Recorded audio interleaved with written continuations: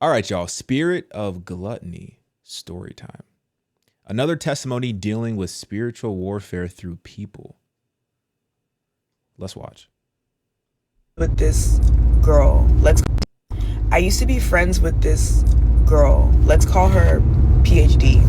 I've known PhD since the 7th grade. Okay? For all the years that I've known this girl, she's always been athletic or skinny. Like, she's always did sports. It wasn't until she started struggling with depression where she got, severe weight gain and, struggled a little bit with diet and nutrition. One thing I've noticed about unclean spirits taking over people's bodies is they can only do it when you're struggling with something, like when your frequency and your aura is low. So if you're struggling with depression, if you're struggling with addiction, if you're struggling, if you're stressed, that is what makes you a target to those unclean spirits in the spiritual realm. So around the time I started peeping the spirit of gluttony taking over her body, right? I didn't know it was a spirit of gluttony because she would have this habit where she would, after we go out, she would DoorDash food or Uber Eats food back to her crib, and she would have the food waiting for her, and she would just eat the food. Just like after, partying all night, maybe she wants a bite to eat. But I noticed that it was becoming like a pattern for her. Like, she would just eat late at night. And obviously, as a woman, you guys, and as a friend, you can't step in on someone's eating habits. Like, it's just too complicated. It's like weight and body dysmorphia. That's a very sensitive issue, with a sensitive topic with women. Her depression eating got so bad, y'all, that it would be to the point where even when we would come back late at night, the food would be there and she would just be like falling asleep mid eating the food. And I never thought anything of it because I was just thinking to myself, like, she's been doing this, like, this is just like her eating routine. It's not that big of a deal. Plus, she's not even eating the whole meal. It'll just be like a couple bites and she'll like fall asleep with the food in her hand. Like, it was wild. And I was living on her couch at the time because I think I was in the middle of moving houses. So I was living on her couch and I'm witnessing this. So I was just like, you know what? Let me monitor this, because if it gets out of hand, I'm definitely going to say something. Like, that's the type of friend that I am. So I ended up moving, back into my house with my family because I was about to move to New York. And sure enough, ended up moving to New York, and she was about to move to New York too. So eventually when she moved to New York a couple months later, she would occasionally, hop around from Airbnb and also like stay at my place when it was available. We go out one night in New York, had a blast as usual because, hello, it's my bestie. And when we get back, she orders a whole entire pizza. Okay, this girl still got the same habits going, and that's fine. She was sleeping on my couch and I went to my bedroom to go to sleep, you guys. And I don't know why I just woke up in the middle of the night, but I did. I woke up in the middle of the night, left my bedroom to go into the living room, and I saw her with on my couch, laid out, right, with the pizza box sitting on her thighs, and she had, a slice of pizza in her hand, and her head was back, and she was sleeping with her mouth open, snoring. When I stepped into the living room, the energy in there was so heavy. The TV was on.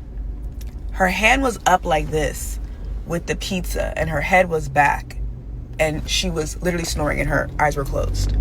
I was so shocked because for what I'm seeing right now, it wasn't that bad when I was living on her couch. Like, this was just like, what is actually going on right now?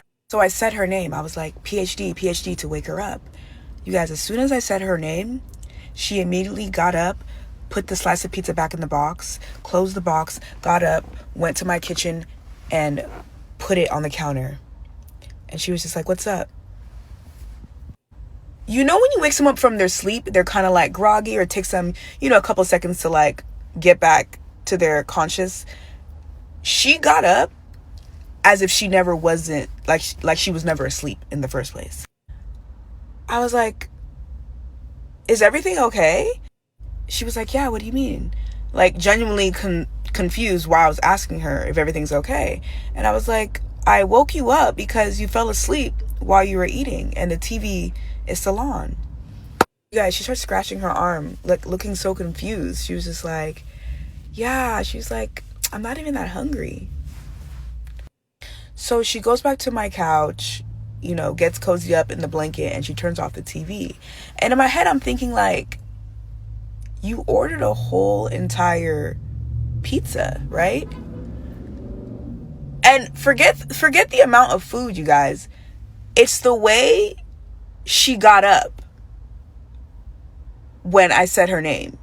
It's the way she got up and she didn't even hesitate to get up.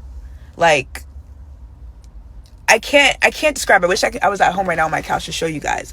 But it was so sinister. I was just like, this is not you right now. Like, this is not you and your usual Taco Bells where we're, it's 2 a.m. and we're recapping the night. There's something else going on, and it's something that you cannot control.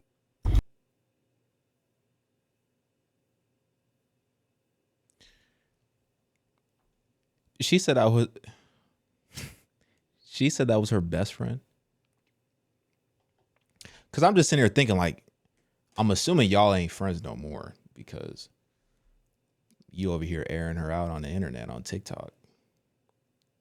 That's what I'm assuming. Interesting story. I think anything that you turn to